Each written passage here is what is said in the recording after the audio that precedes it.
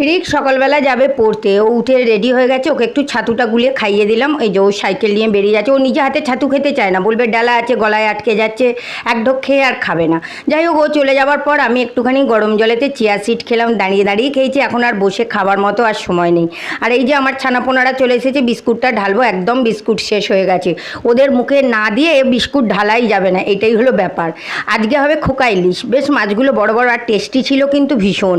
যাই হোক, মাছটাতে নুন হলুদ মাখিয়ে রেখে দিলাম, তারপর ভেজে নিচ্ছি। আজকে মাছটা ঝাল করব ওই কালো জিরে আর কাঁচা লঙ্কা দিয়ে। আর এখানে ঢ্যাঁড়সের জাল করছি একটুখানি সর্ষে বাটা দিয়ে। এই টুকটাক রান্না আর কি হচ্ছে। ভাতটাও হয়ে গেছে, ভাতটাও ফ্যান গেলে রেখে দিলাম। আর এই স্কুলে যাবে বলে ওকে না ওই ম্যাগিটা এরম চাউমিনের মতো করে দিই, এটা বেশ ভালোই ও খায়। এই যে মাছের ঝালও বসিয়ে দিয়েছি, মাছের ঝালও মোটামুটি কমপ্লিট। রিক আবার ওই মাছ কাঁটা আছে বলে ইলিশ মাছ অতটা পছন্দ করে না, ওই জন্য ওকে একটা ডিম ভেজে দিলাম। আর নিজেদের জন্য 2 কাপ চা করে খেতে খেতে ভিডিওটা শেষ করলাম। টাটা।